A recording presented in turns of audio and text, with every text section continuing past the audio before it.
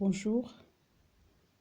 Pour les deux niveaux, CE5 et CE6, il s'agit des fractions. Il y a 8 exercices.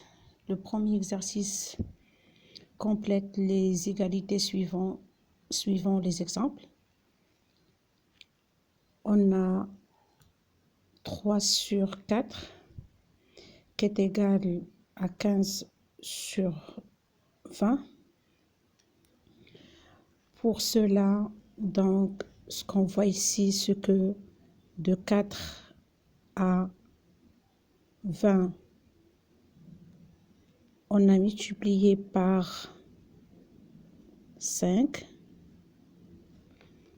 Donc, je vais multiplier le 3 par 5 et j'obtiens 15. Donc, 3 multiplié par 5, donc 3 multiplié par 5 est égal à 15. Donc, je multiplie ceci par 5 et ça devient 3 multiplié par 5 est égal à 15. La même chose, on va faire pour la deuxième fraction. Donc, on a 4 sur 6 est égal. Donc, il faut chercher le numérateur. Et pour le dénominateur, on a 30. Cherchez la relation entre 6 et 30 pour avoir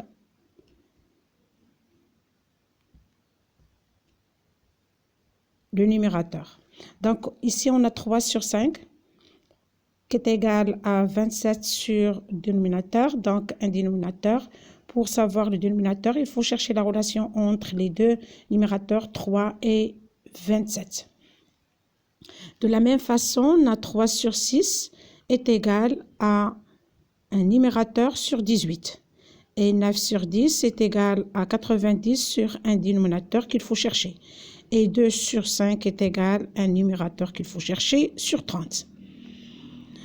Donc, on a 8 sur 3 qui est égal à 64 sur un dénominateur. Et 1 sur 3 est égal à un numérateur qu'il faut chercher sur 18. 2 sur 3 est égal à 10 et chercher le dénominateur. On a 5 sur 4 est égal à chercher le numérateur sur 24. Et 1 sur 4 est égal à 5, chercher le dénominateur. 3 sur 8 est égal à chercher le numérateur sur 40. Ici, de la même façon, on a 40 sur 16 est égal à 5 sur 2. Donc, de 16 à 2, on a divisé par 8. C'est-à-dire, divisant 40 par 8 est égal à 5. On va faire la même chose pour les autres fractions. Donc, on a 36 qui est égal à 8 sur 8 et qui est égal à un dénominateur qu'il faut chercher sur 2. Donc, il faut chercher la relation entre les deux dénominateurs pour savoir le deuxième numérateur. Donc, on a 8 sur 48 est égal à 1 sur un dénominateur qu'il faut chercher. Et on a 12 sur 24 est égal à un numérateur qu'il faut chercher sur 6. 56 sur 49 est égal à 8 et cherchons le dénominateur. Et on a 24 sur 30 est égal à un numérateur qu'il faut chercher sur 5. On a 33 sur 77 est égal à 3 sur un dénominateur qu'il faut chercher. 56 sur 42 est égal à un numérateur qu'il faut chercher sur 3. Et on a 5 est égal à 35 sur un dénominateur qu'il faut chercher. Donc, on a 40 sur 24 est égal à un numérateur qu'il faut chercher sur 3. Et on a 21 sur 35 qui est égal à 3 sur un dénominateur qu'il faut chercher. On a 7 est égal à un numérateur qu'il faut chercher sur 3. Si nous voyons ce deuxième exemple, donc le deuxième exemple, on a simplifié la simplification des fractions. Et pour le premier exercice, l'égalité des fractions. Donc ici, pour le deuxième exercice, range dans l'ordre croissant. Donc voilà, il y a des fractions dont le dénominateur est différent. Donc, il faut les ranger dans l'ordre croissant. Cherchez d'abord qu'est-ce que ça veut dire l'ordre croissant avant de classer ou bien de ranger ces fractions.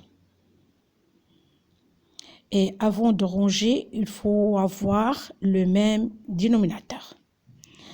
Troisième exercice, range dans l'ordre décroissant, le contraire de l'exercice 2.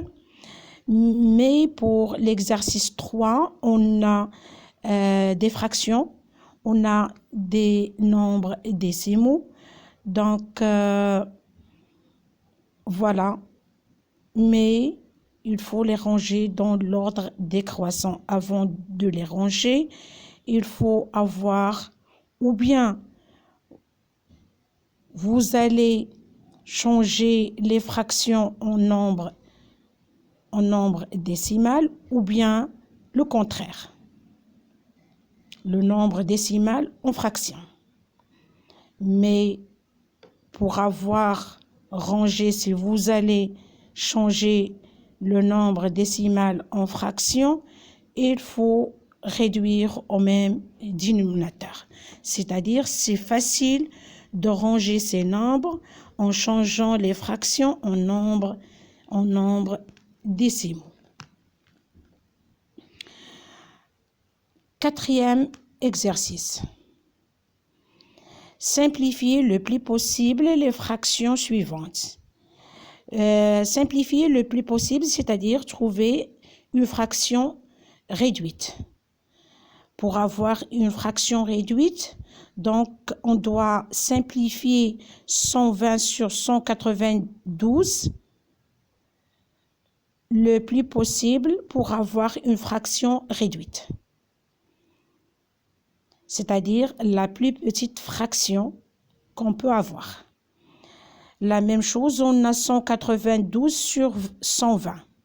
Donc, si vous voyez ici, vous remarquez qu'on a changé le numérateur par le dénominateur. Voilà 120 comme numérateur dans la première fraction. Et ici, 120, c'est le dénominateur pour la deuxième fraction. Donc, on a changé le numérateur par le dénominateur, les places des deux. Donc, la troisième fraction, on a 375 sur 875 qu'il faut simplifier pour avoir une fraction réduite. Et on a 840 sur 720. Vous remarquez ici qu'il y a un 0 dans le numérateur et un 0 dans le dénominateur. Donc, on peut commencer par la simplification des deux zéros. Donc, voilà, simplifier le plus possible les fractions suivantes pour avoir la fraction réduite. Passons maintenant à l'exercice 5. Pour l'exercice 5, donc, on compare les fractions en utilisant les signes inférieurs et supérieurs. Donc, on va comparer les deux fractions, 4 sur 4, et avec 3 sur 4. 2 sur 8 avec 3 sur 8. Et 12 sur 7 avec 21 sur 7. Vous remarquez que les fractions ont le même dénominateur. On a 86 sur 34 et 76 sur 34. On a 50 sur 50 et on a 21 sur 50. On a 54 sur 100 et on a 45 sur 100. Donc, les fractions ont le même dénominateur. Donc, comparer ces fractions. L'exercice 6. Pour l'exercice 6, range ces fractions dans l'ordre croissant. Mais en voyant les fractions ici, donc on a que les fractions, mais ces fractions ont le même dénominateur. Donc, il y a une façon de ranger ces fractions dont leur dénominateur est le même. Donc, passons maintenant à l'exercice 7. On cadre ces fractions entre deux entiers consécutifs. Consécutifs, c'est-à-dire qu'ils se suivent.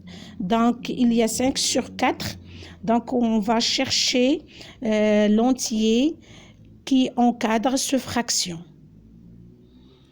Et on a 21 sur 10, la même chose, et on a 1 sur 2. Pour l'exercice 8, donc on a un problème. Pour son anniversaire, Chloé a distribué 15 parts de gâteau.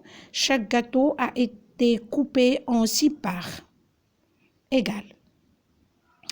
Donc la question, c'est combien de gâteaux Chloé avait-elle préparé?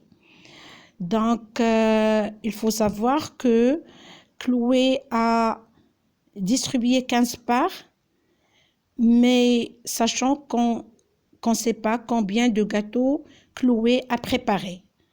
Donc, chaque gâteau a été coupé en 6 parts égales. Donc, Chloé a préparé des gâteaux, qu'on ne sait pas le nombre, mais ce qu'on sait, c'est que Chloé a coupé ces gâteaux en 6 parts égales. Donc, elle a obtenu un nombre de parts, mais elle a distribué tout simplement 15 parts de gâteaux. Donc, la question, c'est chercher combien de gâteaux a préparé Chloé. Donc, voilà l'opération ici. Il faut... on a une opération où il y a des fractions à trop qu'il faut remplir pour avoir la solution. Donc, on a 15 sur 6, c'est-à-dire elle a distribué 15 parts et elle a coupé chaque gâteau en 6 parts égales. Donc, c'est 15 sur 6 est égal. Donc, cherchez à remplir ces trous pour avoir la réponse. Et à la fin, vous allez écrire, mentionner ici, Chloé a donc cuisiné combien de gâteaux? Le nombre de gâteaux que Chloé a préparé. Bonne chance. À bientôt.